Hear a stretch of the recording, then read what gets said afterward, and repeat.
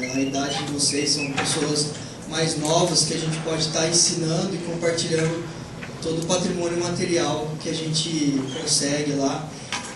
E estão todos também convidados, além desse evento aqui, de também estarem visitando-nos lá na Unicamp, tá? Vou passar para o Vitor aqui. Ele vai começar, a gente vai passar uma exposição de slide, depois a gente volta a conversar. Bom dia, pessoal. Eu sou o Vitor, sou aluno da História, assim como a Letícia. Eu vou conversar um pouquinho com vocês sobre arqueologia, sobre alguns trabalhos de campo que eu já participei.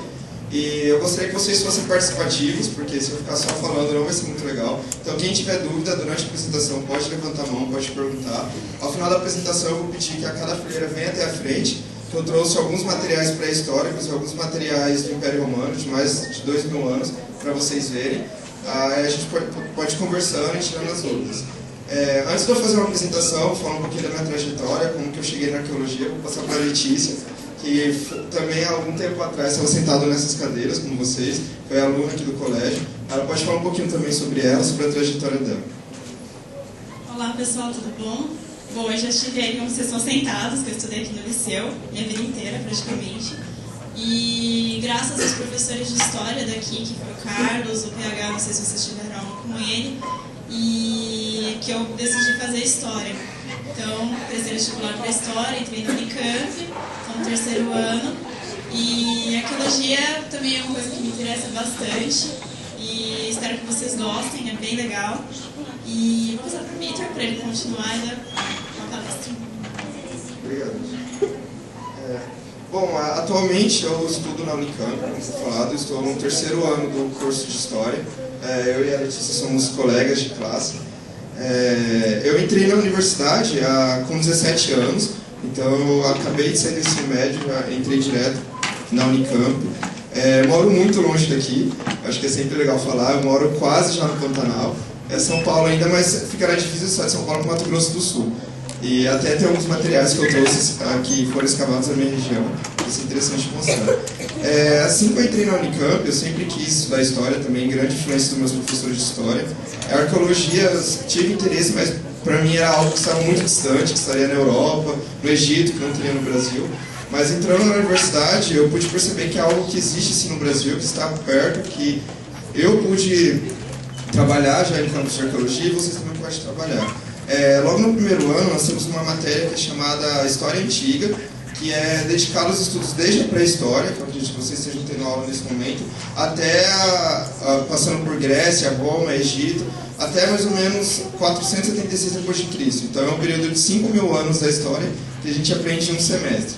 E o professor responsável por essa disciplina é o Pedro Paulo Funari, que ele é um dos arqueólogos mais renomados do Brasil atualmente, escavou o quilombo de Palmares, fez algumas escavações em Roma, na Itália. Algum material romano que eu trouxe foi trazido pelo professor no momento que ele estava na Itália.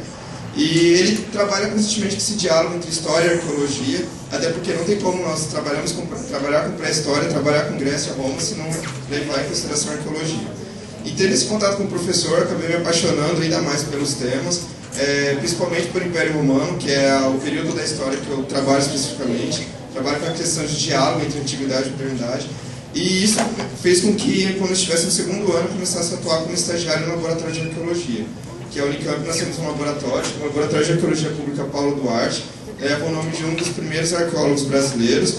E além de a gente trabalhar com as peças, depois eu vou falar um pouquinho como que é o cotidiano no laboratório, uma das nossas principais atividades é levar arqueologia para as pessoas que estão fora da academia. Então, vim nas escolas, como nós estamos aqui hoje, também deixo o convite para vocês visitarem o laboratório. Então, é uma experiência que nós fazemos entre essa constante conversa.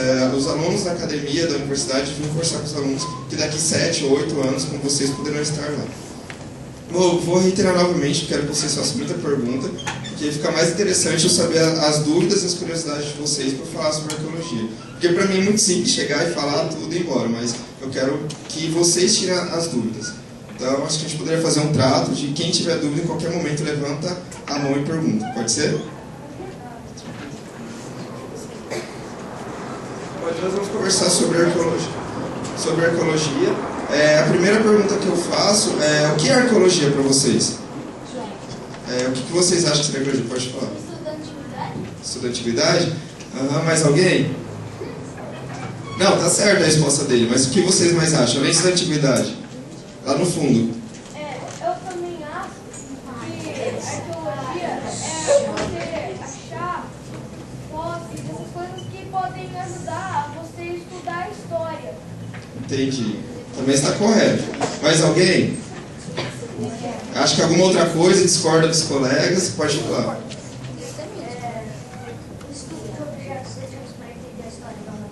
Isso, correto também. Vocês viram que 3 colegas de vocês deram 3 respostas que se aproximam e que as 3 estão corretas, porque a arqueologia, ela é o estudo, sim, das coisas antigas, ela é o estudo da cultura material, que nós chamamos de cultura material, tudo que foi produzido e modificado pelo homem. Então a cadeira que vocês estão sentados é uma cultura material, pode ser objeto da arqueologia, um objeto pré-histórico ou mesmo um objeto contemporâneo. Às vezes, quando a gente fala de arqueologia, as pessoas sempre pensam que a arqueologia só estuda o antigo, só estuda aquilo que está 5.000 anos atrás, no mínimo 200 anos. Mas a arqueologia ela estuda o passado, mas ela também estuda o presente. Porque através de como as cadeiras de uma sala de aula estão expostas, como uma praça foi construída, ou mesmo como um shopping, você consegue entender as relações da sociedade. E através dela você consegue fazer estudos de história, de antropologia, de arqueologia. Então, assim, o que é interessante vocês terem em mente é que a arqueologia estuda tudo aquilo que foi produzido ou modificado pelo homem, e não apenas aquilo que é antigo. Aí vocês responderam o que seria arqueologia. Eu acho que talvez não é da época de vocês, mas para a minha geração, a minha, da Letícia e do Alejandro, sempre que a gente pergunta o que é arqueologia, sempre alguém levanta a mão. Indiana Jones. Não sei se vocês já assistiram o filme de Indiana Jones. Alguém já assistiu? Quem? Então todos já assistiram. Então tá. Vocês acham que... Então dá pra gente conversar melhor nesse caso. Vocês acham que a arqueologia é o que o Indiana Jones faz ou não? Qual é a opinião de vocês? Pode falar aqui.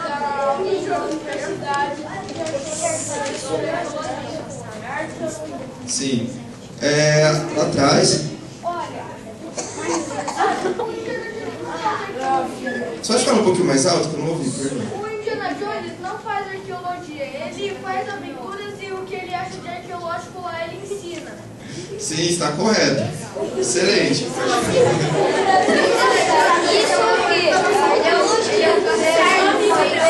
Desculpa, gente, faz um pouquinho de silêncio. Fala de novo, por favor.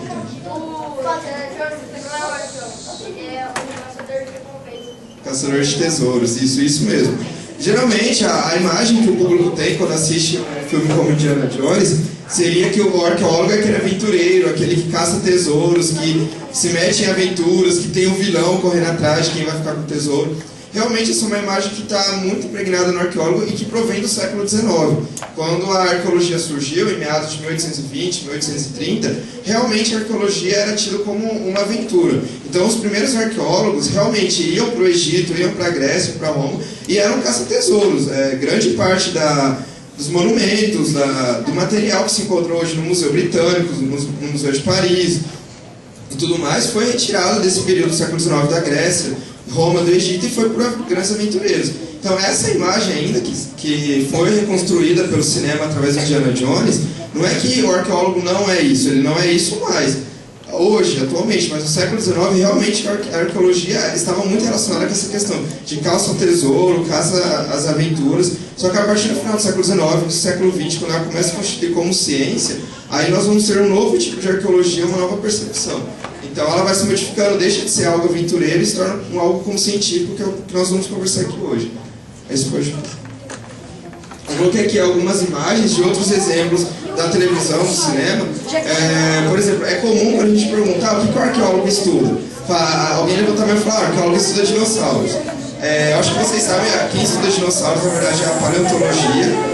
Então, por exemplo, que ficou muito famoso atualmente com a novela que teve na Rede Globo, do Morde e Assopra, que a protagonista, hoje a Carminha, vocês devem saber, ela caçava dinossauros. Isso em muitos colégios que a gente vai falar e tudo mais, sempre ficou ligado também à arqueologia caça dinossauros. Não. Quem se preocupa em estudar os dinossauros, em estudar os animais pré-históricos, seria a paleontologia. A arqueologia, como eu disse, ela estuda tudo aquilo que foi produzido ou modificado pelo homem. E, com exceção das histórias do Maurício de Souza, os dinossauros e o ser humano não viveram no mesmo período. Então, Então, os dinossauros não seria essa preocupação da arqueologia.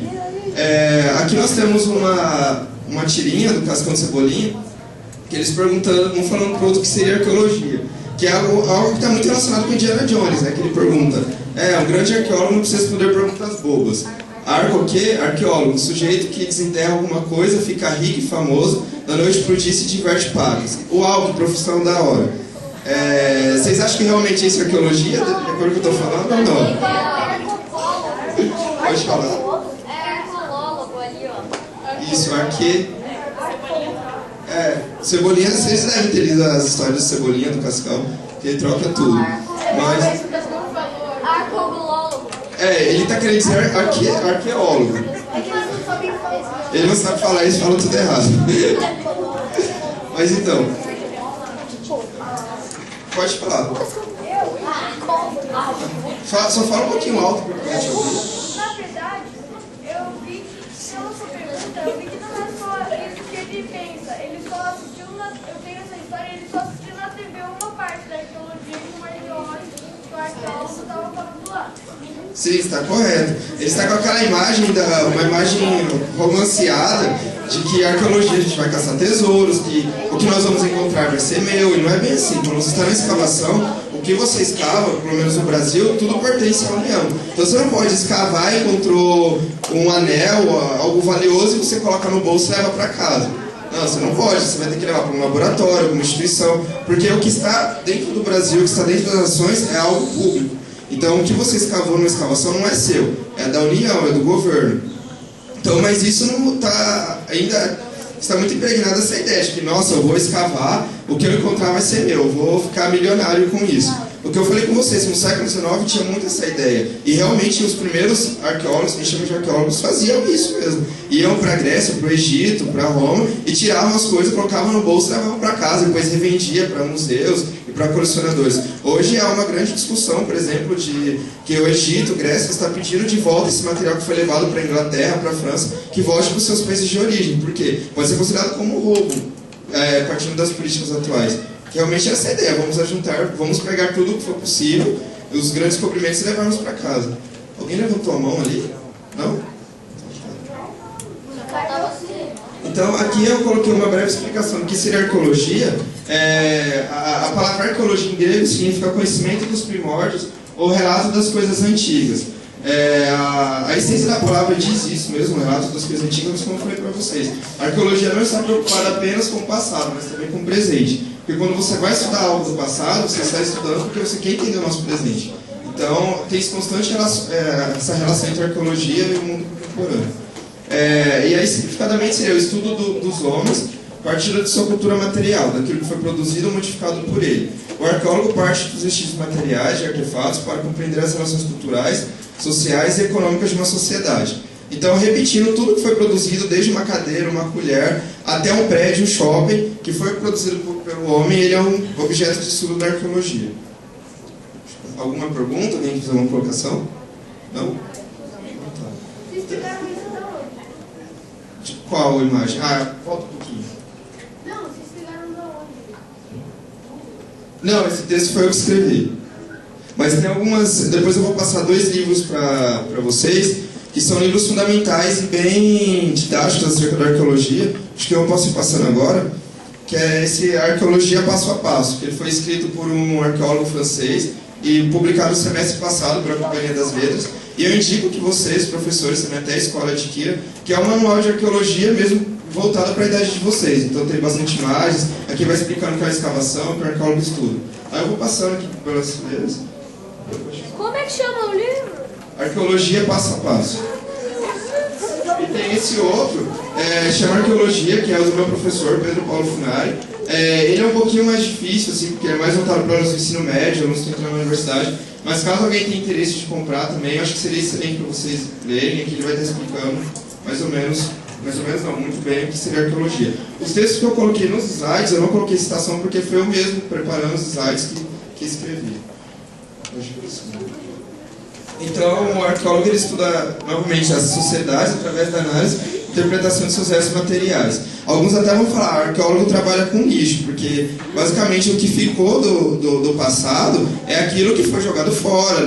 Dificilmente, como vocês vão ver aqui os fragmentos de ânforas, as coisas que eu trouxe, você não tem nada inteiro. É difícil encontrar um vaso ou algo inteiro, assim, é muito difícil mesmo. Então, geralmente, nós trabalhamos com fragmentos, com pedaços, e aí vai depender de tudo o estudo antes, para interpretar esse objeto, como ele estava inserido na sua sociedade, o que ele significava. E através disso é possível você entender a alimentação dos antigos, o modo de vida, a cultura, a sociedade em si. Então, isso seria a grande importância da arqueologia. Então, coloquei a pergunta: para que serve a arqueologia? A resposta está aqui no slide, mas eu gostaria que vocês respondessem também. Pode falar. Como vocês têm noção de onde vocês vão escavar? Por exemplo, às vezes vocês podem encontrar um acidente, como o professor Carlos deu um exemplo, você estava numa música mais rápida e acharam fósseis e tal. Mas vocês têm alguma noção de onde? Sim, então, isso eu iria falar mais para frente. Existe no Brasil hoje duas formas de arqueologia.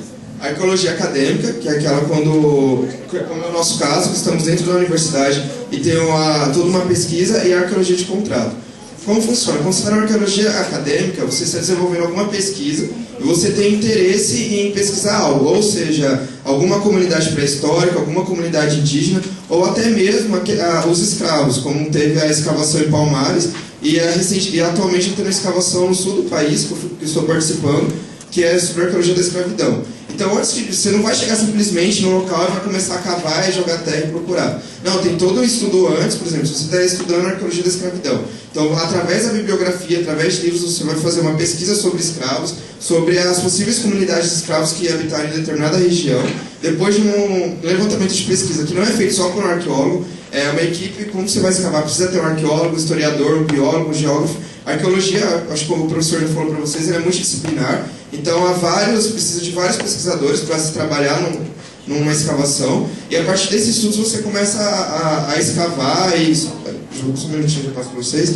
E aí vocês começam a escavar e retirar o que tem importância. Por exemplo, se você está preocupado em encontrar uma cultura material escrava, você vai procurar na escavação tudo que seja de escravo. O que não for de escravo acaba sendo jogado fora, que é chamado de descarte, que depois eu posso explicar melhor para vocês. Já a arqueologia de contrato, ela surgiu a partir de uma lei federal de proteção ao patrimônio e a cultura material brasileira da década de 60, que hoje, toda vez, antes de se construir uma grande obra, uma represa, uma estrada, precisa que arqueólogos vão lá e façam o salvamento do material que esteja lá. Então seria como no caso que você falou, que você está construindo uma estrada e eles encontram o material, então vai um grupo de arqueólogos, uma empresa, e retira tudo o que eles acham importante e envia para um laboratório. Pode perguntar. Repete os dois tipos de arqueologia. Seria a arqueologia acadêmica, isso que é desenvolvido mais no Brasil, ou a arqueologia de contrato. A arqueologia acadêmica estaria ligada a uma universidade, como é o caso que nós trabalhamos. Então vai ter toda uma pesquisa histórica, antropológica por trás. E a arqueologia de contrato são essas que são empresas. Por exemplo, o governo vai construir uma usina hidrelétrica. Antes que inicie essa construção, ele vai contratar uma empresa de arqueologia para fazer um processo de salvamento do material que tem na região. Pode ser que encontre materiais muito valiosos e pode ser que encontre quase nada. Mas antes que seja liberada a construção dessa usina, vai ter um grupo de arqueólogos que vão lá, vão fazer todo esse processo de salvamento e vai enviar para um laboratório, alguma instituição, e lá vai ser feito um estudo sobre aquele material. O que acontece quando acha algum material importante? Então, quando você está numa escavação, a primeira preocupação que você tem é o que vai ser encontrado, que tipo de material. Então, você tem que ter diversos especialistas ali. Por exemplo, você pode encontrar osso, por exemplo. Um historiador não vai saber como tratar do osso, mas um biólogo vai saber. Então, é importante que seja um biólogo durante a escavação. E você encontrou um lixo, você encontrou uma cerâmica, você vai separando, você vai colocando em saquinhos, colocando etiqueta, numerando, você tem que fazer todo o desenho de como você está, de onde você encontrou na escavação. E nesse primeiro momento, tudo que você encontrou vai ser enviado para um laboratório de arqueologia. E é nesse laboratório de arqueologia que vai fazer uma seleção, se aquele material realmente é importante ou não. E vai ter um estudo, uma pesquisa a qual comunidade pertenceu, vai ter uma datação. Quando você está em campo, a sua preocupação é tirar o máximo de material que você conseguiu encontrar. Depois dessa preocupação de se é importante, se não é, o que significou, vai ser um laboratório com um grupo de pesquisadores, que é o que nós fazemos no nosso laboratório, que vai definir e vai pesquisar nesse caso.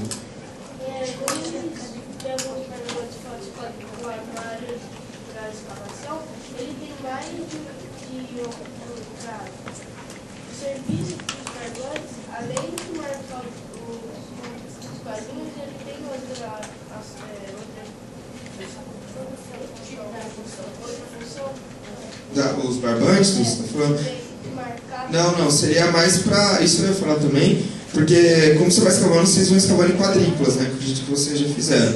E o barbante teria essa utilidade mesmo, de demarcar o local que você está escavando. E também, quando você vai escavando, você vai descendo alguns níveis. Então você também começa a perceber que a terra vai se modificando, a cor da terra.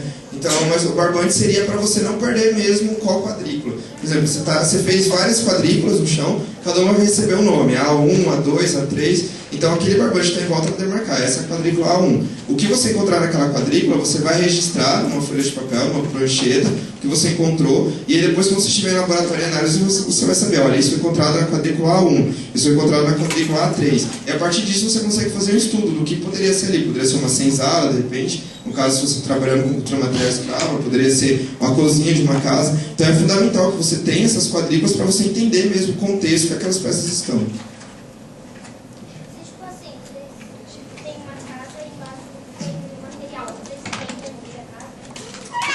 Então, o certo seria, antes de fazer uma construção, seria você já fazer essa pesquisa. Então, mas no caso, se você fez um estudo, você descobre que tem algo debaixo da casa, você não vai poder destruir a casa, porque a casa é um patrimônio, pertence a uma pessoa, é uma propriedade privada. Mas você pode entrar em negociações com as pessoas que moram na casa e você fazer um trabalho em volta da casa, porque se tem material embaixo da casa, provavelmente vai ter em volta também. Porque não chega o material, pum, caiu no lugar, ficou ali. Então geralmente ele se espalha. Então, mesmo que você não destrua a casa, vocês podem colocar ao redor. Querem falar alguma coisa?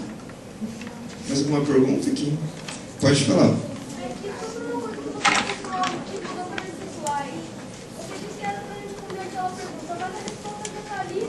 Então, eu queria saber o que vocês acham. Vocês já tinham essa opinião para sobre arqueologia?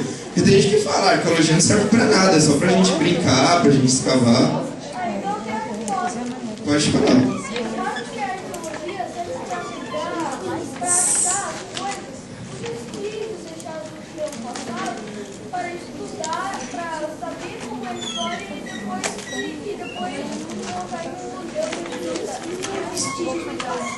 Você está correto, já quase um arqueólogo já. Como que é seu nome? Como que é seu nome, por favor? Ricardo, parabéns, Ricardo, está corretíssima a sua resposta. É isso mesmo. Para que serve a arqueologia? Se eu perguntar alguém falar, a arqueologia serve só para caçar tesouros e se divertir, eu vou ficar muito triste. Porque tem todo o conhecimento histórico, isso que o Ricardo acabou de falar, que eu acho que vocês todos ouviram, seria estudar a sociedade sob funcionamento. Aí tem uma frase que eu coloquei ali que eu acho muito interessante, que ela foi escrita por um arqueólogo do final do século XIX para o século XX, que é: o arqueólogo escava pessoas, não coisas. Então, quando você está retirando uma cerâmica, você está retirando um vaso, retirando alguma flecha pré-histórica, você não está escavando aquela flecha, você está escavando a história daquela flecha, por quem está de trás. Então, o arqueólogo ele trabalha com a sociedade, trabalha com as pessoas. Não é simplesmente chega lá, tira tudo que se encontra, que legal, agora vou colocar na minha coleção. Sim, eu vou chegar a isso até lá. Às vezes a pessoa pode perguntar, nossa, o arqueólogo vai ser pobre, vai ficar desempregado? Não. No Brasil, eu acho que vocês podem ficar felizes, nós estamos em falta de arqueólogos, porque ela está se desenvolvendo agora. Houve maior desenvolvimento a partir da década de 60, de 80, do século passado. Então, assim, há muito campo de trabalho, que eu vou explicar melhor depois, e a falta de arqueólogos. Então, se alguém que tem interesse, quiser seguir, eu dou o maior apoio para ser nossos colegas, porque realmente estamos precisando de mais arqueólogos. Como ator arqueólogo, vou, antes de passar por slide, vou perguntar para vocês. O que vocês acham que o arqueólogo faz? Qual é o trabalho dele? Apenas escavar, produzir? Pode falar, Ricardo. De novo? Estuda o que escavou, para saber, porque de vez em quando pode ter algum fato para colocar na história e tal. Sim, correto. Pode bater palma para ele, o colega de vocês está correto.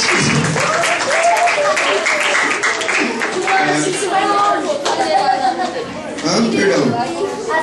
Não entendi, desculpa. Voltar no slide?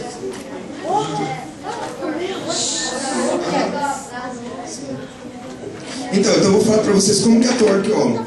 O arqueólogo ele tem 4 principais fases do seu trabalho.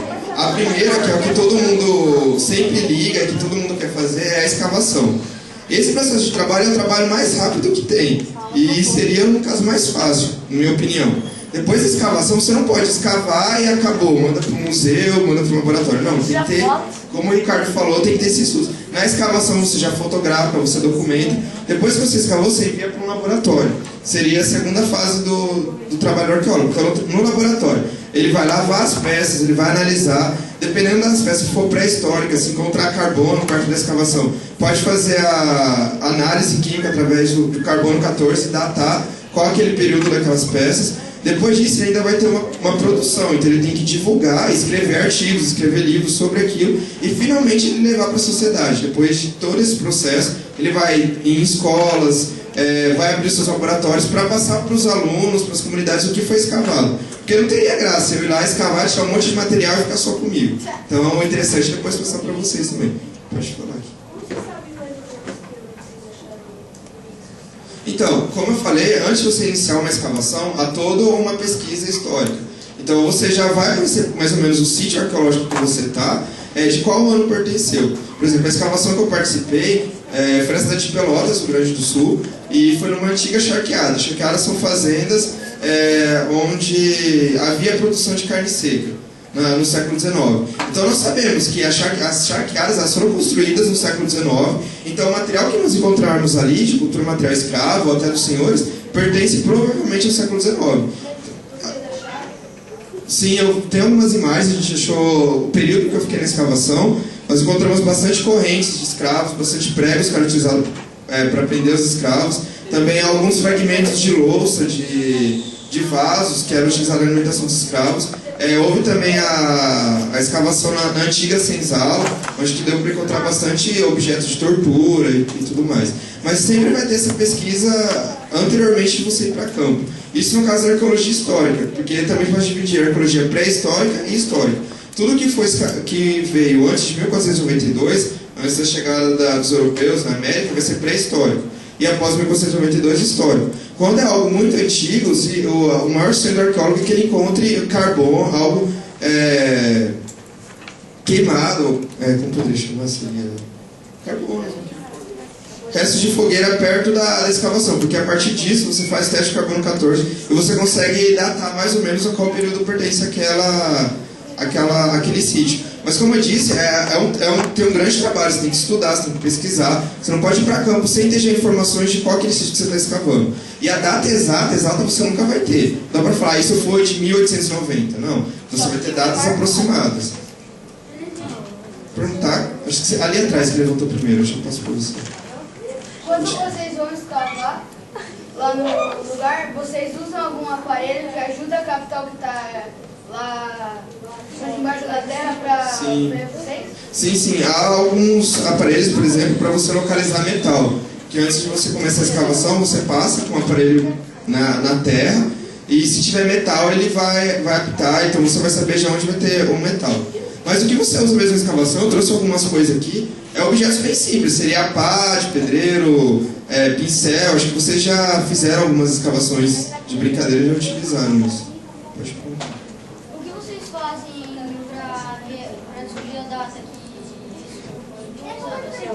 Foi o que eu respondi, tem toda essa questão dessa pesquisa antes que você faz, então você lê alguns livros, você vai a arquivos, você lê documentação do período que você está escavando. Então se você está escavando algo do século XIX, você vai ter que fazer uma ampla pesquisa sobre o século XIX, sobre aquela comunidade, se você está escavando uma senzala. Então você vai ter que fazer um amplo estudo sobre a escravidão no Brasil, a escravidão do século XIX, como que os escravos se comportavam. Então você, através desses estudos, você vai ter já uma ideia do que você vai encontrar nessa escavação. Não do que você encontrar você para legitimar o que você leu. Não, a arqueologia ela anda junto com a história, junto com a antropologia, mas ela também tem suas especificidades. Então, a partir de todo esse estudo que você fez, você consegue datar ao certo de onde veio. Então, não é simplesmente, vou para campo e retirei e acho que isso é isso. Não, tem todo um estudo, tem uma formação. Você vai acabar, antes de você ir para campo, você ser coordenador de uma escavação, você vai passar no mínimo uns 8 anos estudando para isso. No caso, essa escavação que eu participei, no início desse ano, eu fui como participante. O coordenador da escavação era um professor da Universidade Federal de Pelotas e nós estávamos auxiliando ele na escavação. Então ele já tinha todo o conhecimento da região. Pode perguntar. Quanto tempo você ficou na escavação? Nessa escavação eu fiquei uma semana. Eu fui na primeira semana de fevereiro, foi, se não me engano, fevereiro. Foi 7 dias que eu fiquei na escavação. A escavação é um processo também demorado, está ocorrendo desde julho do ano passado. E aí eu fui em fevereiro e agora em novembro eu vou retornar para Pelotas, até porque vai ter um curso sobre arqueologia forense, que é para trabalhar com questões de esqueletos, cadáveres. Aí eu vou para participar desse curso e também para continuar participando dessa escavação. O interessante dessa escavação que eu fui, que ela é aberta ao público. Então, quem tem interesse, entrando em contato com o professor, com os arqueólogos, pode ir lá participar também. Vocês querem explicar isso? Seria mais questão do carbono 14. Vou passar para o Leandro, que isso sai um pouco dos estudos dos historiadores. Você pode repetir a pergunta para mim? O que é? Então, como eu não sou especialista, porque assim, deixa eu explicar. Como ele já falou, são várias disciplinas envolvidas na arqueologia. E, inclusive, a química e a física, né? Esse carbono 14, a gente manda para o laboratório, eles fazem um teste, e esse teste vai datar aproximadamente de quando que é aquele determinado objeto. Mas é importante falar, pessoal, que eu percebi que vocês estão curiosos sobre o carbono 14. Tem também outro método que chama termoluminescência, que é feito, se não me engano, com cerâmica, tá? Que eles colocam ele lá no... são máquinas que, para mim, são incompreensíveis, assim, porque eu não sou da área de física e nem de química. Mas, enfim, é por isso que o Vitor estava falando aqui, que antes da gente escavar, a gente tem que levantar uma pesquisa, para a gente saber mais ou menos o que vai aparecer ali. Para vocês terem uma ideia, a gente teve uma visitante no laboratório, uma professora cubana, e ela estava contando para a gente como que é difícil fazer esse trabalho de carbono 14, porque se você, por exemplo, colocar a mão naquele objeto que você for fazer o teste, já invalida, já não dá mais a data correta. E no mínimo a gente tem que pegar 3 amostras de uma quantidade boa de uma amostra, e tem que ser embalado de uma maneira assim, precisa de ter uma técnica para embalar. Senão não dá certo o carbono 14. Então, esses métodos de teste de carbono 14, termoluminescência, é só quando não consegue chegar na data através de outros meios. Vocês entenderam? É uma coisa bem difícil. Existe possibilidade de dar certo, sim, o pessoal faz direitinho e tal, mas assim, preferivelmente a gente faz um levantamento do que a gente está estudando, e através de relacionar a história com a arqueologia, a gente consegue chegar mais ou menos o que vai aparecer ali. E através do contexto também, né? Porque hoje a gente já tem muita pesquisa. Eu trabalho um pouco com arqueologia amazônica. E quando você vai escavar lá, já tem os sítios certos, entendeu? Não sai muito daquilo que a gente... Por exemplo, tem muito sítio indígena, tem sítio de cerâmica, marajoara, e tem vários tipos, mas a gente já sabe mais ou menos o tipo que é ali, entendeu? Outra coisa que vocês perguntaram que a gente de procurar, assim, peça, que eu queria falar um pouco também, procurar o sítio. É legal que na Amazônia, pelo menos na minha experiência sobre o que eu estudei, sempre quando tem assim um rio, surge algum sítio. Não toda vez, mas assim, a maioria dos sítios estão perto dos rios. E se você se perguntar o porquê disso, que é o trabalho que o arqueólogo faz, simplesmente porque todo mundo precisava de água. Há tempos atrás precisava de água potável para utilizar. Então, a maioria dos sítios é perto da água, assim. Então, o arqueólogo que tem um olho treinado, ele já consegue fazer um trabalho sem depender muito de técnicas muito avançadas. Não sei se deu para vocês entenderem. Então, é por isso que, como eu falei, a arqueologia é uma ciência que ela precisa de muitos profissionais. Então, por exemplo, no caso, está só um historiador na escavação, ele não vai conseguir fazer o teste de carbono 14. Precisa de um químico, de um biólogo, tudo mais. Quem foi o primeiro? Pode. Começa daqui. Você acha Então, eu te falei, quando você está em campo, você achou um osso, você não vai saber no primeiro momento. Você vai precisar saber fazer um tratamento. Então, é uma série de produtos químicos que você vai passar nesse primeiro momento, nesse material, porque, imagina, ele pode ter ficado 200, 300 anos enterrado. Então, quando ele vem, sai para o ambiente, ele pode se destruir rapidamente. Então, a primeira preocupação em campo é fazer uma conservação desse material. Depois você envia para o laboratório e aí com uma equipe de biólogos, de químicos, físicos, você vai fazer essa análise desse material. O historiador ele vai estar preocupado com outras perguntas preciosas, enquanto o biólogo, o químico vai fazer essa análise. Supondo que você vai fazer uma escavação no lugar privado, você paga para tirar o depósito? Então, há muitas escavações nesse caso privado na Europa, que você paga para participar da escavação. Até mesmo aqui no Peru, no Egito, em Roma, esses lugares mais famosos, você paga 3, 4 mil euros e aí você passa durante uma semana na escavação auxiliando o arqueólogo a escavar. O que você encontra fica lá. Só que é meio que um treino, um estágio. Se a pessoa está disposta a ir para a Europa, para o Peru, tiver o dinheiro e tal, que às vezes fica muito caro, 3 mil euros, 4 mil euros, às vezes 2, 3 dias só. Mas há essa possibilidade também de você participar dessa escavação. No Brasil, não. No Brasil, isso está muito ligado, como eu falei, ou à universidade, você é aluno de uma universidade, então você é enviado a alguma escavação, ou você é funcionário de uma empresa de arqueologia e essa empresa te contrata para você participar da escavação. Mas há sim essa possibilidade na Europa, nos Estados Unidos, no Peru mesmo, de você pagar para ir. Pode falar. Eu queria fazer faculdade de biologia. Sim. E me especializar em biologia marinha. Você sabe o que biólogo estuda? Como assim? No caso, voltado para a arqueologia, ou você quer saber o que o biólogo... Então, no caso, eu vou falar com vocês também, vocês já ouviram falar da arqueologia subaquática. Vocês já ouviram falar ou não? Então, eu trouxe algumas imagens de campo, você pode... Aqui seria um exemplo de arqueologia subaquática.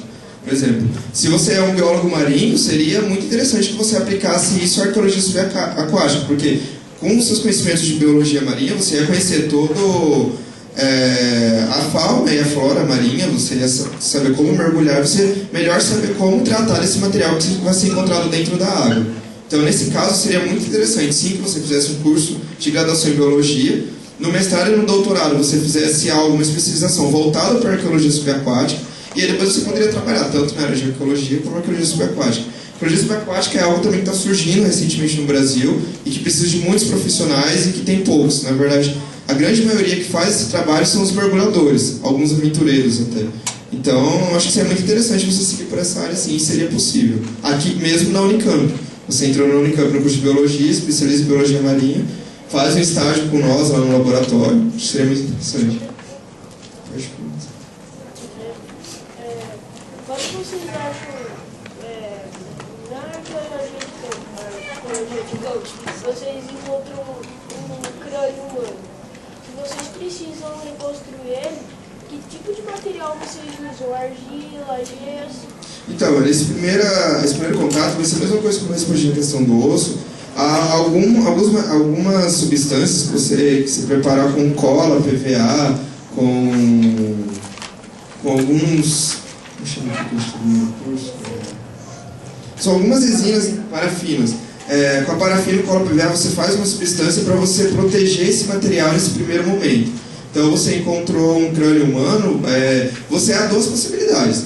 Você pode enterrar novamente, e se não tiver nenhum biólogo ou alguém que saiba mexer com esse material no momento da escavação, você enterra novamente para protegê-lo e vai chamar algum profissional que trabalhe com a questão dos ossos. Ou se você tem alguma noção, você faz essa substância, você passa naquele momento no crânio para que ele não se destrua e leve para um laboratório e imediatamente chame o profissional que trabalhe com a questão do crânio, com a questão dos ossos. Não dá para o historiador lá querer meter a mão e falar que ele vai estragar. E pode ser algo muito importante, pode ser um crânio de uma espécie, um homem pré-histórico que esteve no Brasil. Eu já vi histórias que quando os arqueólogos encontram alguma coisa, eles cavam um buraco, em vez de retirar o objeto, eles jogam o gesso, esperam endurecer, eles já tiram o gesso Sim. com os ossos.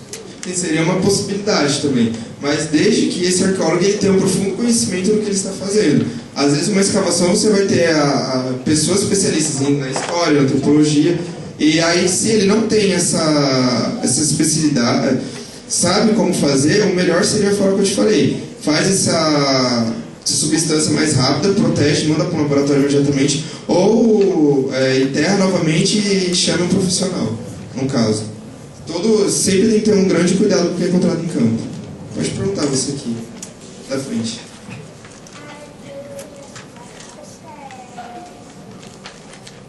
Não vou te dizer que ela é mais difícil, acho que seria talvez mais aventureiro no caso. Porque na arqueologia terrestre é simples, você encontrou um sítio, você vai lá e escava. A arqueologia subaquática você já precisaria saber mergulhar, no caso. Então, além de você fazer um curso em arqueologia, ou história, ou em biologia, você também teria que ter essa especificidade de saber mergulhar e entender. Então, não é mais difícil, ela vai exigir um tempo maior de estudo para você.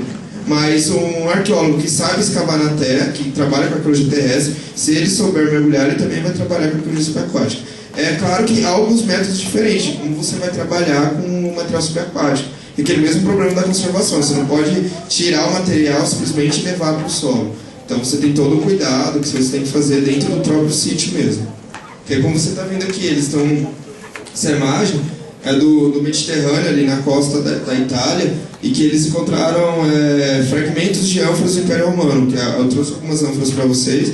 Então tem todo o cuidado de medir, de fotografar.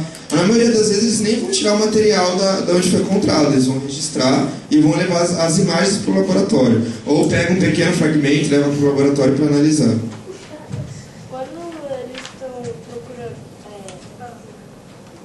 objetos no fundo do mar, eles colocam, que nem nos Estados Unidos, para proteger os bestas do mar, eles colocam um sensor para espantar os tubarões, baleias. Não para espantar nesse caso, porque o material está ali há muito tempo. Não, para atacar o... Mas sim para saber a localização dele. Alguns casos, por exemplo, de navios, às vezes embarcações que naufragaram no Mediterrâneo mesmo, na costa da Europa, em que eles optam por acabar deixando dentro do mar. Mas é óbvio que tem toda uma localização, tem todo um estudo. Você sabe que o material está ali, naquela região. Um exemplo da arqueologia subaquática, por exemplo, que todos conhecem, é a questão do Titanic. Que ele foi os métodos da arqueologia subaquática para ele ser encontrado e ele ser preservado. Ele está no fundo do mar, não pode ser retirado, só que ele hoje é considerado como patrimônio da humanidade. Ou seja, ele não pode ser retirado, nada que está dentro dele pode ser retirado. Mas ele é algo que está pesquisado, está localizado, todos sabem onde está. E tem até turismo, se você tiver interesse em ir... mergulhar, não mergulhar de Titanic, você não pode chegar aqui à profundidade, mas tem todos aqueles equipamentos, como vocês podem já ter visto no filme, que você consegue chegar à profundidade. Tem os tubarões também, que foram de Titanic, vocês devem ter visto no filme. Tem mais alguma pergunta? Pode.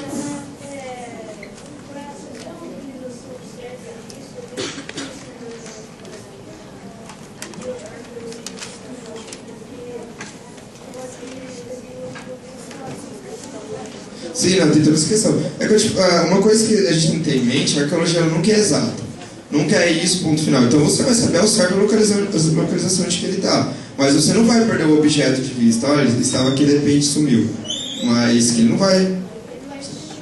Isso. Mas você vai saber a localização de que ele está. Isso. Pode perguntar.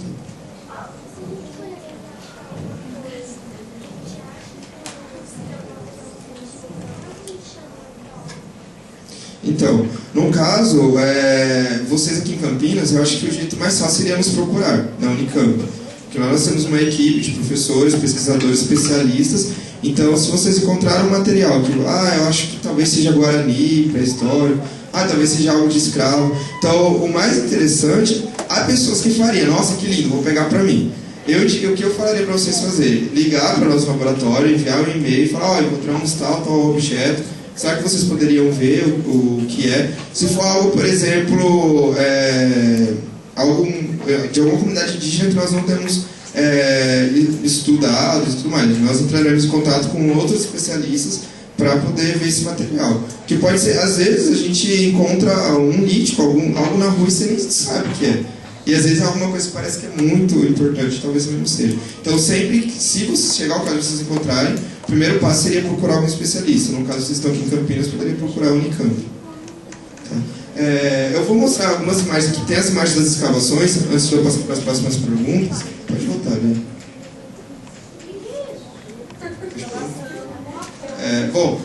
O lugar que o arqueólogo trabalha em campo é chamado de sítio arqueológico. Como eu falei, é um local que foi estudado, pesquisado, que provavelmente pode ter cultura material. Há escavações que você fica meses e não encontra quase nada, e outras que em 2 dias você encontra muita coisa. Como nessa que eu fiz em Pelotas, nos 5 dias que eu fui a campo, nós encontramos mais de 100 materiais, assim, entre cerâmica, lítico. Então, isso é chamado de sítio arqueológico. Qual o nome da cidade? Pelotas. Vocês já ouviram falar, deixa eu ver, talvez vocês não tenham nascido, aquela minissérie da Globo, A Casa das 7 Mulheres. Alguém aqui já assistiu ou já ouviu falar? Já ouviu falar? Então, aquela minissérie, ela retrata uma revolta que teve no Rio Grande do Sul entre 1835 e 1845. E a minissérie, ela foi filmada nessa cidade de Pelotas. Ela é muito famosa porque ela tem várias charqueadas. Um ator famoso, que é o... Agora eu não vou lembrar o nome dele, mas que ele está nessa novela nova da Carminha aí, que ele é o Max. Uma das charqueadas de Pelotas é dele. Então é uma cidade muito famosa no Rio Grande do Sul, muito grande, onde foi o palco dessa revolta, revolta dos... dos farrapos. Isso, obrigado. Da Farroupilha. Ela fica localizada próximo ao Uruguai, dá mais ou menos 10 horas do Uruguai, e fica bem no sul do país, é muito frio. E ela já, em certo momento, ela foi a capital econômica do Rio Grande do Sul, no século XIX. Então, se vocês chegarem hoje no YouTube e pesquisar a Casa das 7 Mulheres, vocês vão ver algumas imagens da cidade, que é onde eles filmaram. Pode falar, Ricardo. Qual é essa pergunta que eu já ouvi falar dessa mulher? Meu pai já me levou num lugar onde filmaram a série. Sim, há vários lugares que eles filmaram aqui mesmo no Rio de Janeiro, São Paulo, no caso no Projac, mas as primeiras cenas, as cenas abertas foram filmadas na cidade de Pelotas. Foi lá mesmo. Em Pelotas? Ah, então você conhece o sul, né? Foi meu pai ainda morava lá. Ah, que legal, você gostou da cidade? Bem bacana. Mas então, aí uma coisa que tem que ter em mente, isso que eu coloquei aqui, que o trabalho de campo envolve esforço físico e muito suor. Em outras palavras, o arqueólogo põe a mão na massa. Então não dá pra você estar num sítio e você coloca um monte de pessoas que trabalham e fala, faz isso, faz aquilo. Não, o arqueólogo vai a campo mesmo, ele vai... Eu trouxe aqui o que é mais utilizado, seria essa colher de pedreiro, que é o que nós utilizamos mais em escavação, foi no caso que eu utilizei, acho que vocês também já utilizaram ela. Então você vai tirando polegadas por polegadas, você se suja, você fica com a roupa muito suja, você coloca a mão na terra. Então se alguém aqui tem que, eu não consigo mexer com terra, tenho nojo de minhoca, de alguma coisa, não é muito legal ir pra campo, porque eu lembro, né, quando eu estava em Pelotas, que a todo momento aparecia uma minhoca, e as minhocas, eram as minhocas desse tamanho assim. Pode perguntar, você aqui. Os arqueólogos, na hora de pesquisa, na arqueologia, tem uma certa dificuldade de Bom, eu não sei, vocês teriam que perguntar. Eu acho que aqueles arqueólogos que vão pra campo e que roubam tudo que tá lá e esconde, acho que vai ter dificuldade de dormir sim. Acho que vai ficar com o peso da consciência. No meu caso, que eu fiquei 5 dias em campo, que eu achei alguns materiais de tortura de escravos e algumas correntes. Que no texto fala das dificuldades do trabalho do arqueólogo. Ele tem que ficar longe da família, nós tínhamos um texto, e ele não tem conforto. Sim. Sim, então. Isso acho que vai depender de pessoa para pessoa. Acho que ficar longe da família sempre é um grande problema. Assim, como o professor falou, às vezes você vai escavar na Amazônia, você vai ter contato com mosquito, com cobra. Vocês vão ver ali da onde eu estava escavando, que era numa antiga charqueada, que ela foi redescoberta. E apesar de ter casas perto, nós estávamos no mato, literalmente. Então, tem toda essa questão, sim. Mas aí eu acho que vai mais de pessoa para pessoa mesmo. Há famílias de arqueólogos, por exemplo, o marido, o esposo e a mulher é arqueóloga, vai os dois para campo. Aí isso seria mais feliz. Geralmente é um problema maior para as mulheres, tanto que até a segunda metade do século XX havia poucas ou nenhuma mulher na arqueologia. Porque a mulher está sempre aquela, como eu vou deixar o filho e tal. Mas essa é uma questão que vai de pessoa para pessoa, assim. Então, E geralmente os trabalhos de campo do arqueólogo duram um pouco, assim, o arqueólogo não fica escavando dos 20 aos 60 anos. Geralmente ele escava dos 20 aos 30, com 30, 32 anos, ele já acessa esse período de ir para campo e começa mais a dedicar a pesquisa, a laboratório. Por exemplo, o nosso professor Pedro Paulo, ele escavou o quilômetro de Palmares entre 90 e 92. Mais ou menos em 95 ele foi para a Europa e hoje ele não escava mais, ele não vai mais para campo. Mas ele continua trabalhando com arqueologia dentro do laboratório, dentro da academia pesquisando. Então é uma profissão assim que trabalha, como eu falei no começo, o trabalho de campo é um trabalho curto, perto do que você vai fazer depois que você saiu de campo. Deixa eu perguntar. Sabe aquela área lá do pátio que você falou dessa área? Sei. Então, isso é alguma coisa que os tubarões e tal? Então, isso eu não sei, não vou saber te responder certo, porque eu nunca fiz uma escavação subaquática.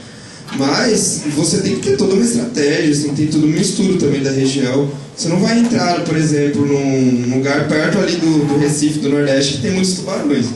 Então, se você for, você vai ter que ter toda uma estratégia. E isso vai cair na questão do biólogo marinho, que nós estamos falando. Então, vai precisar de um biólogo que entenda sobre isso, no caso.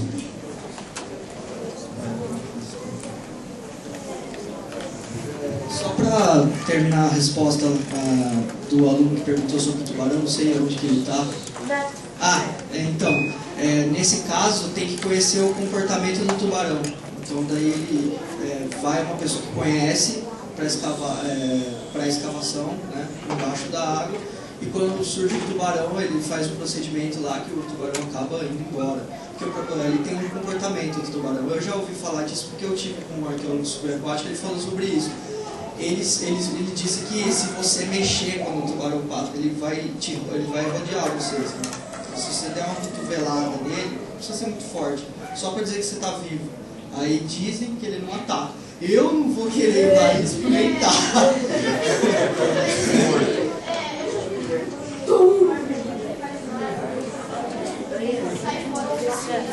É corajoso, velho. Eu prefiro trabalhar com arqueologia terrestre, assim, eu acho que eu prefiro ser mordido por um mosquito do que correr o risco de vir algo do mar, mas... Hã? Sim, Sim. Vai dar coragem em cada um, eu dou os parabéns pra você, porque eu não teria essa coragem. Sim. Acho que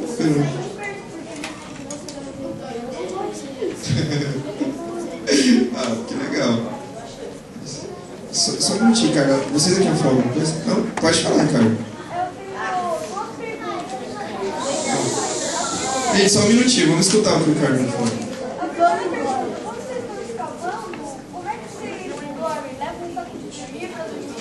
Sim, então, vai depender do lugar que você está escavando.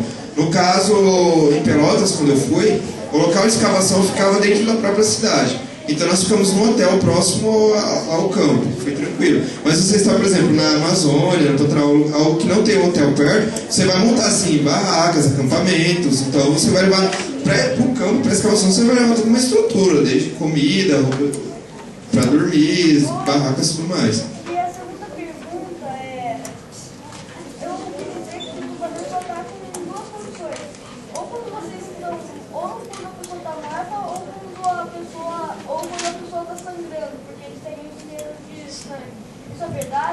É por isso que eu disse aquela hora sobre o comportamento.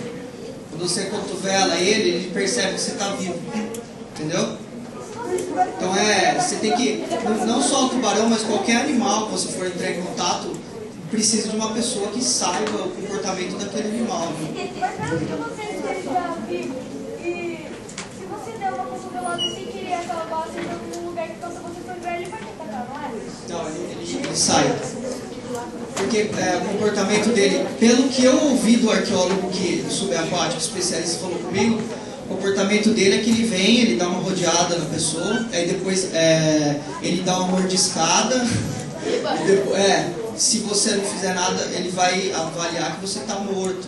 Então daí ele vai dar uma mordiscada, e aí se você se mexer, ele não... Só que aí que tá, né? Eu preferiria dar uma cotoveladinha assim antes dele morder.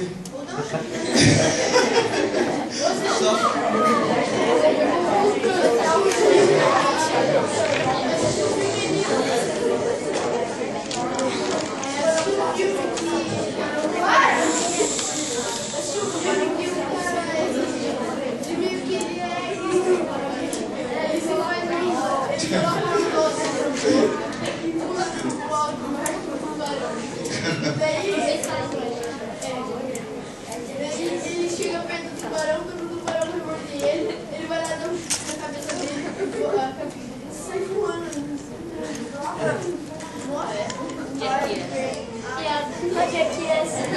Pode perguntar. Gente, vamos escutar a pergunta dela, por favor.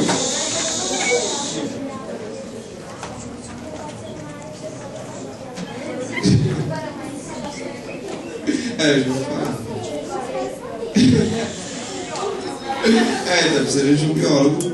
Mas se vocês têm um colega que quer fazer biologia marinha, ainda quem sabe daqui uns 8 anos vai poder nos ajudar com isso.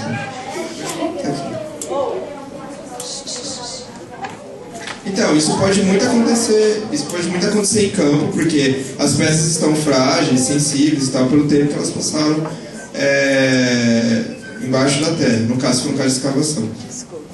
Se acontecer acidentalmente, pode ser uma perca muito grande.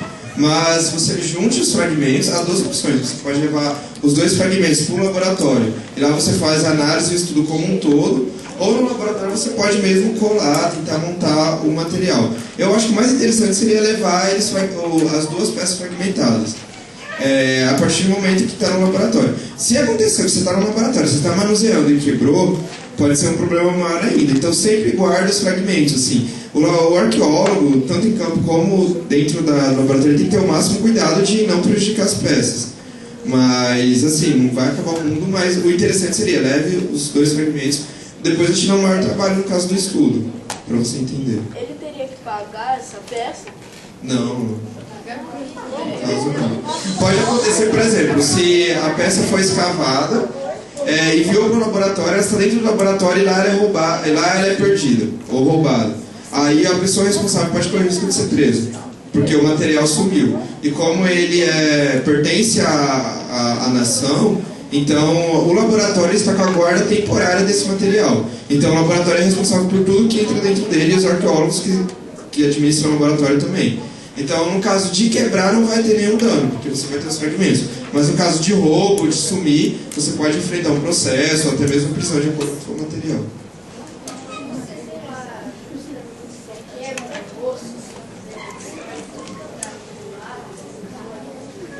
Então, tipo, não vai ter como... Vai ser uma grande perca, no caso. Se você destruiu... A arqueologia, querendo ou não, você acaba destruindo algo quando você está escavando.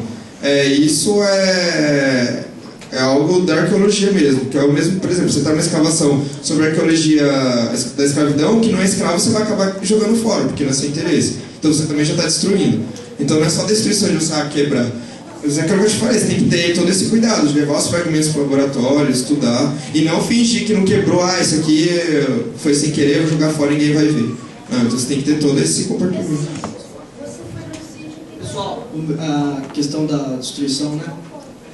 Uma vez eu li um texto, foi um texto muito legal. A primeira coisa que estava escrito no texto, eu lembro até hoje, eu falei, não acreditei, eu falei, olha, estava escrito assim: o arqueólogo é o único profissional que destrói o seu próprio objeto de estudo, ou seja, só de você escavar um sítio, você já está destruindo ele. Se vocês entenderam isso? Só de você remover, escavar um sítio, você já está destruindo o sítio. Então, a questão da destruição, às vezes existem escavações que foram feitas muito antigamente, que não foram utilizadas de técnicas corretas, que hoje já não dá mais para estudar devido a isso. Beleza? Hoje sim. E a sua segurança dentro do sítio, às vezes nunca tem um assalto lá, ninguém não ouve falar. Então, acho é difícil, né? Acho que o ladrão tem que ser muito doido de querer ir lá na Amazônia e roubar alguma coisa que está sendo escavada lá. Mas... Hã? Então, eu acho que o maior problema, o maior perigo que você tem que tomar cuidado quando ele tá no laboratório, né? Depois que o material já foi retirado, tá lavado, bonitinho lá. Mas, não sei, você teria que ter todo o cuidado. A equipe de arqueólogos, quando você vai para campo, vai uma equipe que pode ser de 20, 30 ou mais pessoas. Então, há profissionais de diversas áreas que vão estar lá para... se você for, por exemplo, para a Amazônia, se você vai estar afastado da cidade, seria interessante ter algum paramédico, enfermeiro junto, porque você pode se aplicar, né, para uma cobra, para algum animal, porque você vai até chegar ao centro, a um centro médico, você já vai ter morrido, então você precisa de todo um cuidado. Então, o arqueólogo, quando ele vai montar uma equipe de escavação, ele tem que ter toda essa preocupação, que vocês não têm perguntando. Pessoal, a questão do roubo também, na antiguidade, não necessariamente na antiguidade, mas há tempos atrás aí, quando o Champollion, que foi o primeiro arqueólogo que chegou no Egito do Ocidente, né? E ele chegou lá e não só ele, como outros também constataram que existiam muitos saqueadores de tumba. E aí eu acho que interessa para vocês. Porque assim, eles chegavam, achavam determinada tumba lá e de repente ela já tinha sido saqueada.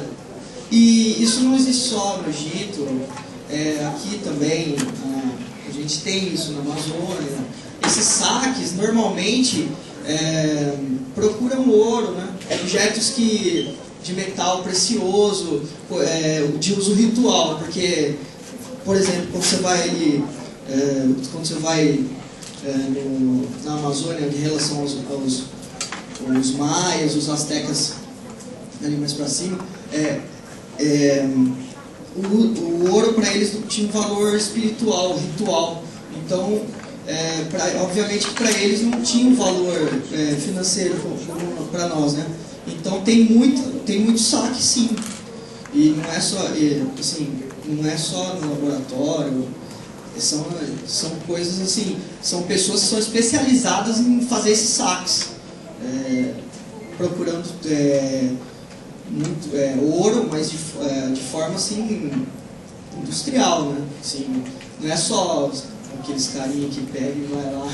Existe pirataria também, com arqueologia subaquática, existe pirataria. Existe gente que escava clandestinamente e depois vende o material. Beleza? Também, a questão do roubo, também a gente poderia falar quando, por exemplo, o arqueólogo vai, por exemplo, no Egito, acha algum artefato, ele leva para um museu francês, por exemplo. Tem essa questão do patrimônio, ele pertence ao Egito. Então, hoje em dia tem muito essa questão de o próprio país que foi encontrado o objeto reivindicar aquele objeto de volta, que foi roubado, teoricamente, se você for pensar. Repatriação. Então, tem essa questão de um roubo, entre aspas, né? Pessoal, eu vou passar algumas imagens antes da gente prosseguir para as perguntas, só para eu mostrar para vocês um pouquinho de alguns trabalhos em campo, no caso que eu coloquei as imagens de Pelotas. Essa imagem aqui, como vocês podem ver, estou eu mais alguns da equipe do laboratório. Nós estamos num lugar que tinha um pouco de mato, no caso. O que acontece? Estávamos cavando uma antiga charqueada e ninguém sabia que ela havia sido uma charqueada, porque a cidade cresceu ao redor e cresceu o mato. Então, como que eles descobriram? Através da pesquisa, do estudo, essa charqueada, que chama Charqueada Santa Bárbara, foi localizada. E no caso, nós estamos do lado da Casa Grande, há uma casa aqui do lado esquerdo, atrás da casa havia uma senzala, nós estávamos participando da escavação ao lado dessa Casa Grande, onde teria os escravos conviviam naquela região e tudo mais. Nessa imagem nós estamos começando a montar as quadrículas, que foi perguntado para alguém aqui, da questão do barbante, para que serve e tal. Isso sou eu, aqui é a Rúbia, o Gabriel e o Matheus, são também os estagiários do laboratório.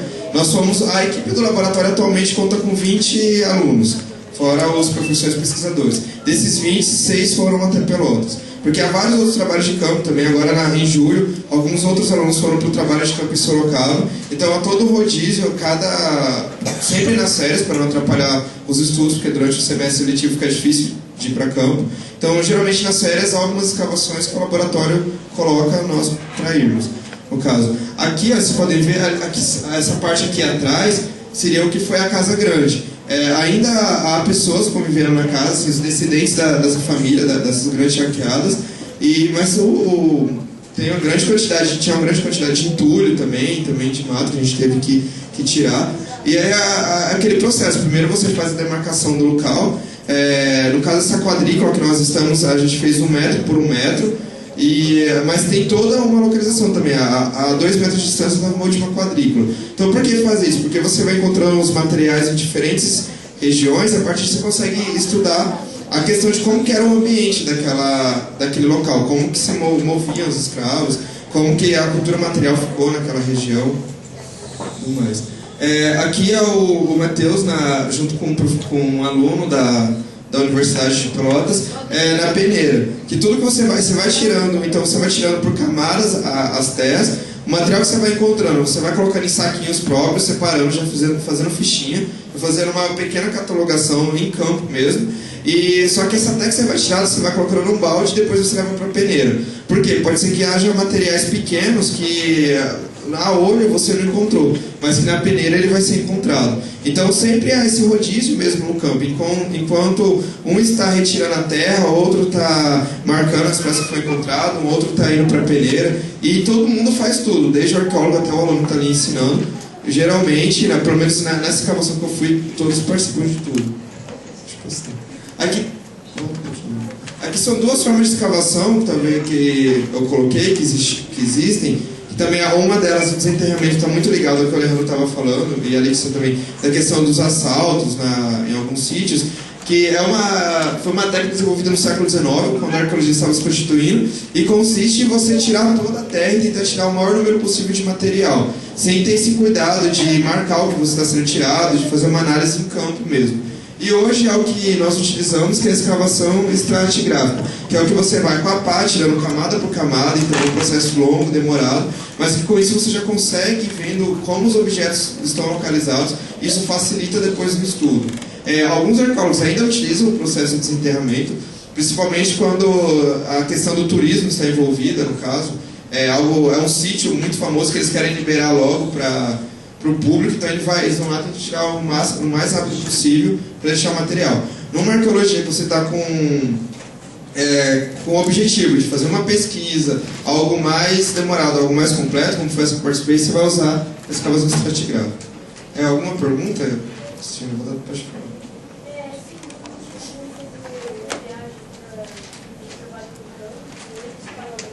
Sim, no caso do laboratório, quando nós estamos indo para o laboratório, a Unicamp que paga. No caso de Pelotas, eles financiaram um hotel e a passagem de avião, e nós ficamos por conta da questão da alimentação. Porto Alegre, no Rio Grande do Sul. No caso dos alunos que foram para Sorocaba, eles foram com uma empresa de arqueologia de contrato, agora em julho. E no caso a empresa pagou a passagem, a diária, a alimentação. Então, geralmente, quando você está indo pela universidade, pelo laboratório, a Unicamp, de alguma forma, eles dão um auxílio financeiro também. Pode ser que a universidade que nos receba também dê algum auxílio. Por exemplo, agora nós temos um novo processo no laboratório, com uma empresa de arqueologia chamada Zanettini, de construir museus. Da consultoria na construção de museus. E o primeiro museu que está sendo construído vai ser na Bahia, no interior da Bahia, que são de alguns objetos que foram retirados também de construções de usina e agora vão ser retornados à comunidade feitos museus. E a nossa coordenadora do laboratório já está no processo de escolher quais alunos que vão, e também já pedindo verba para a Unicamp, que provavelmente em fevereiro nós estaremos na Bahia auxiliando essa empresa.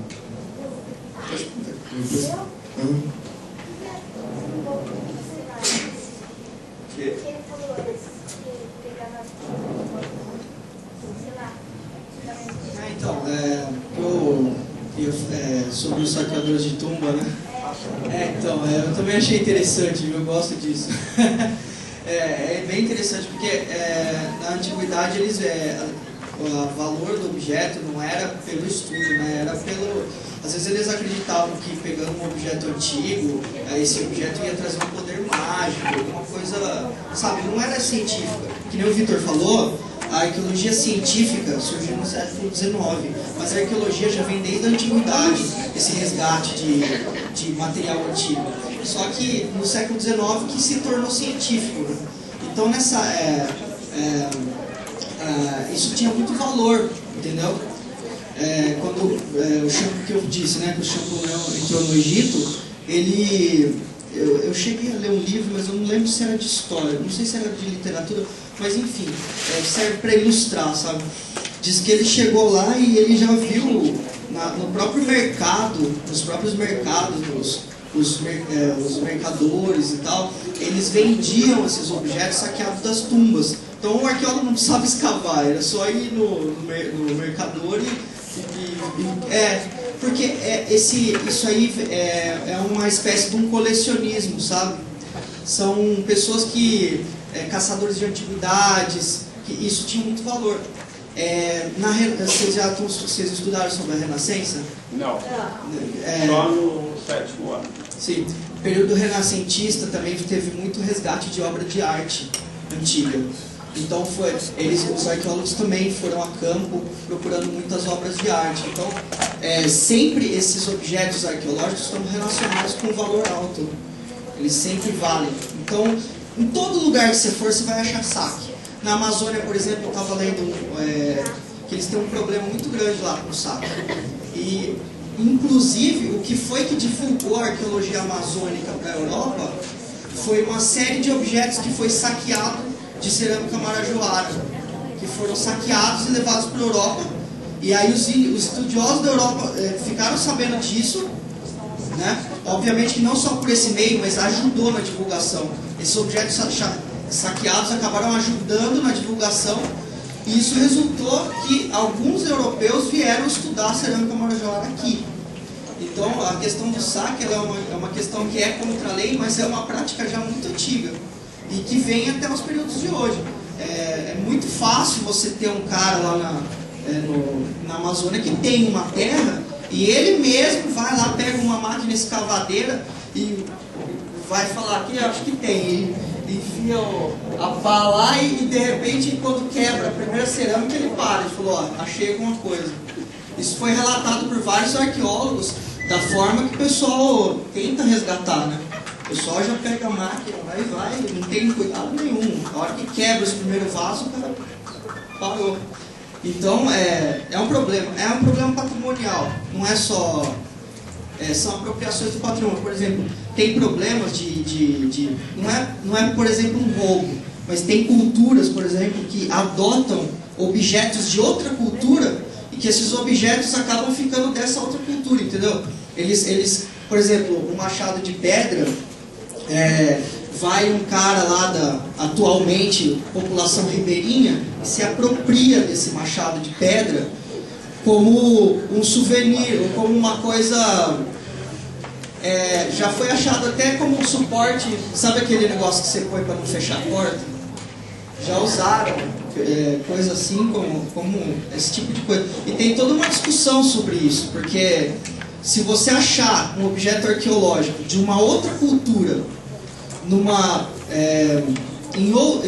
na cultura que não corresponde a esse objeto, se aquilo seria um roubo, se o governo deveria pegar isso para ele, ou se deveria ser deixado, porque afinal a arqueologia estuda a humanidade por trás da cultura material. Então, se aquilo tem um valor para outra cultura, também não seria um objeto arqueológico? Também não teria valor? Você entendeu o que eu falei? Não sei se foi muito complicado. Quando uma cultura se apropria, ela passa a ser dessa cultura também. Existe muito caso de vasos, sabe aqueles vasão enorme, ninguém sabe, todo mundo fala que tem os marajoaras e tal, mas tem coisas também que não são conhecidas. Enfim, surgem objetos que a população pobre se apropria. Por exemplo, eu vi uma foto muito bonita de um vaso que uma família pobre usou para servir de recipiente de água. Era um vaso muito bonito, assim, indígena, e eles usam isso como recipiente. Ou seja, ele está lá na casa dele, ele encontra o vaso, assim, do nada, porque a Amazônia foi populosa na época da chegada dos europeus. E ela tinha uma população indígena grande, então não é difícil achar coisa lá. Então, eu vi essa foto, foi uma coisa que me marcou. Acho que se vocês procurarem na internet, até deve ter. Bom, enfim. Era aí, eu respondi sua pergunta? Mais ou menos, né? Não, mas tudo bem. Nós temos quanto tempo ainda? 10, 15 minutos. 10, 15 minutos. Pessoal, eu vou fazer assim, eu vou terminar de passar os slides para explicar rapidinho, depois eu volto para as perguntas. Podemos fazer assim? Pessoal, olha, a gente precisa ir até o fim, agora vocês vão respeitar conforme foi colocado. Aí eu já retorno depois no final, a gente faz umas perguntas gerais. Aqui eu coloquei alguns lugares sobre arqueologia no Brasil. Aquele mapa ali em cima vocês podem ver todos os sítios arqueológicos que estão atualmente sendo pesquisados. Então, para vocês perceberem que há sim arqueologia no Brasil, há como ser arqueólogo no Brasil. Aqui tem a imagem de Pelotas, um caso, ali do crânio da Luzia, acho que você já ouviu falar, que é considerada o ser humano mais antigo do Brasil, encontrado no Brasil. Ali são imagens da Serra da Capivara, no Piauí, onde há um grande parque arqueológico também que vocês podem visitar. Embaixo são imagens do laboratório, do nosso laboratório. Ali é um vaso guarani da época do descobrimento, e eu também estou segurando ali um machadinho pré-histórico que eu trouxe aqui, depois vocês podem dar uma olhada também. Aqui eu coloquei algumas imagens do que geralmente são encontradas nas escavações do Brasil. No caso, quando vocês trabalham com arqueologia pré-histórica. Então tem pontas de flecha, silex e pedra lascada. Eu trouxe alguns exemplos também aqui, elas são bem pequenininhas, depois vocês podem dar uma olhada. Deixa eu postar ali. No caso do polidor, há também aqui um exemplo também, são materiais, a gente chama de lítico toda a pedra que é trabalhada. Então, certas pedras eram trabalhadas como faca, outros como um machado. Então havia, acho que vocês já aprenderam isso agora, estudando pré-história com o professor de vocês, as diversas utilidades que teriam. Aí tem na casa também de sepultamentos, aqui é uma imagem do quilômetro de Palmares, escavado em 1992, que no caso vocês estão perguntando, o que faz quando encontrar o osso e tudo mais. Nesse caso eles encontraram um corpo, e aí provavelmente fizeram as etapas que eu falei para vocês. Aqui seria um exemplo de como você pode encontrar o sepultamento. Então, é um corpo enterrado. Dependendo das culturas, há culturas que eles enterravam objetos das pessoas junto. Por exemplo, os romanos, geralmente eles enterravam com as joias, as pessoas com algo. Se a pessoa fosse da elite, quando você vai ver observa o sepultamento, você consegue perceber, através dos objetos enterrados junto com o corpo, a qual classe da sociedade que eles pertenciam. Então, eu tentei tudo isso em mente também, quando você vai pesquisar. No caso da cerâmica, novamente na imagem do vaso, e eu trouxe algum material cerâmico também, trouxe algum material do Império Romano também, que a cerâmica, a gente encontra a grande quantidade, a maioria do material que a gente encontra nas escavações são os líticos, pedra lascada ou polida, e a cerâmica também. Em menor quantidade, metal, mas isso já quando é arqueologia histórica, louça, porcelana, vidro, mas aí depende do sítio que você está trabalhando. Se é um sítio pré-histórico, a grande totalidade será material lítico mesmo. Aí as possibilidades de atuação profissional, que eu já falei no começo com vocês, que tem a questão da Academia de Empresas de Arqueologia. Então, os primeiros cursos de arqueologia no Brasil surgiram há 4 anos, a primeira turma se formando agora, como eu disse, mas há como vocês serem arqueólogos fazendo uma graduação em História, Biologia, Geografia, Antropologia, cursos que há na Unicamp. E aí, desde a graduação, como vem fazendo eu, o Alejandro, a Letícia, entra em um laboratório de arqueologia, começa a pesquisar na área, participar de escavações, depois faz uma especialização, mestrado, doutorado com temas de arqueologia, até que você possa ser contratado por uma empresa ou acaba virando professor universitário e trabalhando com história de arqueologia. Então essas são as duas possibilidades de se tornar arqueólogo no Brasil. Os cursos de arqueologia, acho que depois eu coloquei os slides também, a grande maioria estão concentrados no Nordeste e no Sul do país. Mas na Unicamp há como você estudar arqueologia, na USP principalmente. Essa imagem aqui é da época da escavação de Palmares, em 1990. Essa escavação houve financiamentos tanto das universidades como financiamento externo, porque havia arqueólogos brasileiros, como no caso do Pedro Paulo Funari, que é esse professor aqui da esquerda. Ele estava bem novinho no começo. E também houve alguns professores americanos, como o Orser, o Adam Sputz, e que eles também, então, houve um financiamento, tanto de fora do Brasil como do Brasil, para escavar o quilombo de Palmares. Que eu acho que vocês já ouviram falar do quilombo, que é o símbolo da resistência escrava no Brasil. Então, assim, a primeira escavação que ocorreu foi com essa equipe de professores. Aqui tem em 1992, com o Orcio, e o School, ele continua escavando o quilombo até hoje. Então, assim, é uma área muito extensa que se iniciou na década de 90 e até hoje ainda pesquisa as escavações nesse quilombo. Aqui eu coloquei os cursos de arqueologia. Bom, ali nessa imagem, ali está o professor Pedro Paulo Funari, que estava na outra foto em Palmares, e essa ao lado dele, essa moça loirinha, é a Aline, que ela é a atual coordenadora do laboratório de arqueologia. Ela é arqueóloga, trabalhou também com Palmares, atualmente ela faz trabalho de campo na região norte do estado de São Paulo, no litoral norte, e é ela que nos coordena, é uma excelente pesquisadora também. Deixo o convite para novamente vocês irem ao laboratório e vocês vão poder conhecê-los pessoalmente. E aí os cursos de graduação, aproximadamente 500 vagas, quando vocês se formarem, se estiver se formando no ensino médio, provavelmente vai estar no triplo disso. Mas aí tem, por exemplo, na Unir, a grande maioria seria universidades do Nordeste, a UFOPA e tem na UFMG também de Minas e também as do Sul.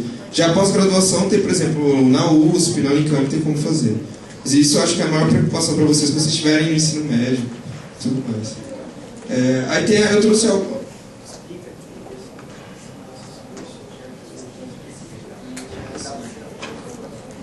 Então, o Kalena acabou de lembrar, para falar para vocês, que esses cursos são especificamente de arqueologia. É diferente do nosso caso, que nós fazemos história e junto com a especialização em arqueologia. Então, se vocês ingressarem nesse curso, vocês terão a arqueologia. Então, vai ser um curso mais técnico mesmo, preparando para ir para campo. Então, vocês vão ter aula de biologia, de química, de física, diferente do historiador, que ele vai ter esse olhar de historiador mesmo para arqueologia. Então, são formações diferentes e que vai no desejo de cada um. Como o colega de vocês aqui falou, ele tem interesse em fazer biologia marítima e com arqueologia.